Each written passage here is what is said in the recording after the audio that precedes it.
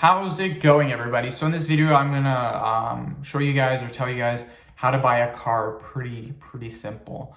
Buying anything, and this is a big thing that people really don't understand, is that when you're buying anything, it doesn't matter what it is. The key for buying it isn't what a lot of people will do is they will try to make more and more money. That's really not the best thing to do. The best thing to do is actually improve your savings rate.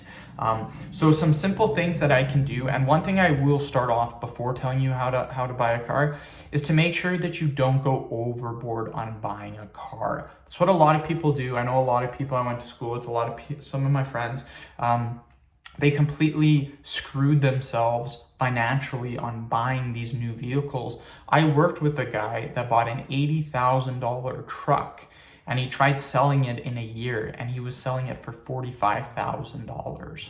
So that is a ton of money. He literally wasted $35,000 in 1 year just by buying a vehicle. So don't fall into that trap. What I like to do, and this is something that has really helped me for buying cars, something that has really allowed me, I'm only 27 right now, it allowed me to pay off my mortgage early, and it allowed me to basically drive newer vehicles without having to pay a ton of money.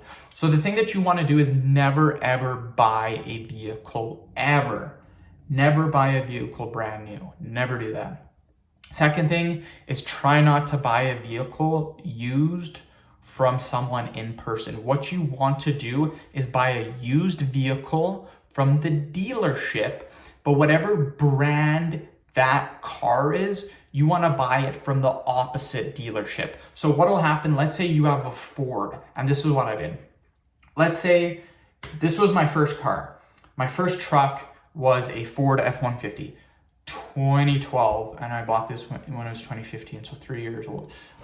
What you want to do, I bought this Ford, this F-150 at a Dodge dealership, because what happens is when people go in to buy new vehicles, they'll trade in their old vehicles. So if there's a Dodge dealership and they're selling you a Dodge car, what'll happen is you might have a Ford. So what'll happen is they'll be like, okay, give me your Ford, and then I'll give you a $3,000 discount or something like that. And then they trade their car and they get the car. The thing that you have to realize is they're a Dodge dealership. They don't like having other vehicles on their lot.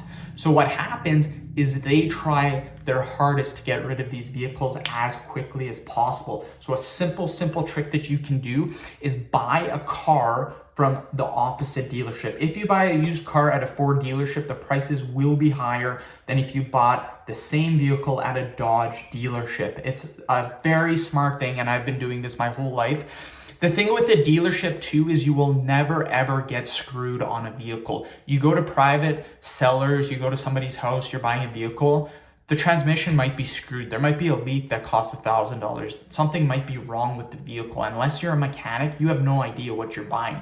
If you buy it at a dealership, it's inspected beforehand by a professional mechanic.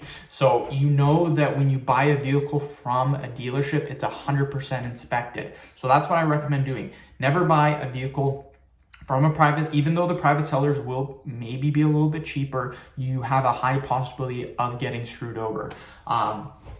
With that being said, an easy trick that I do when buying vehicles is buy a vehicle anywhere from 2 to 5 years old. What I will do, and look for low kilometers. Low kilometers, in my opinion, is anything under 100,000. So when I buy a vehicle, I will buy a vehicle anywhere from 40 to 80,000 kilometers. Last vehicle I bought, 80,000 kilometers. It was at the time, I think 8 years old, so a little bit older. I only paid $4,500 for it. It had 80,000 kilometers. I got 1, 2, 3, 4, 5, 6 years out of it, and I'll probably get another year and then I'll sell it. So I had a reliable vehicle for about 7 years, nothing wrong with it. Of course, tire maintenance, replacing brakes, rotors, I just had those done. Basic maintenance, but nothing really went on it, like nothing for $1,000 or $1,500. So it doesn't have to be 8 years old. My next vehicle that I'm buying is going to be a 2018 Ford Fusion. I've already been looking at some prices. I can get 40,000 kilometers for roughly anywhere from $14,000 to $15,000. I'll probably buy one for $14,000, which is really good. It's 2018, only 40,000 kilometers. I put about 20,000 kilometers a year.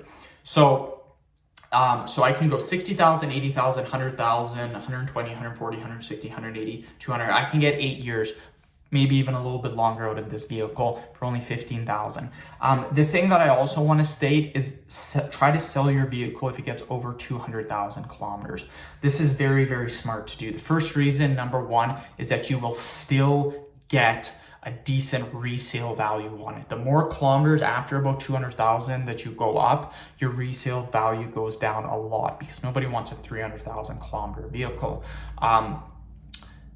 Another thing that is super, super important too, again, is because the 200,000 kilometers is that most things in a vehicle start needing big repairs. That's when the big repairs can start to happen at the 200,000 kilometer mark, like new transmission, new engine, stuff like that. Sometimes it goes. So I recommend once it hits 200,000, sell it. You'll get decent resale value. That's my tip for buying a car. I've been doing this my whole life, and I get basically almost brand new cars with low kilometers for extremely cheap, and I can drive them for 7 to 8 years with very, very low costs or maintenance. It's a simple trick to do, and I've been doing this my whole life, and I get good vehicles. So that's what I recommend doing.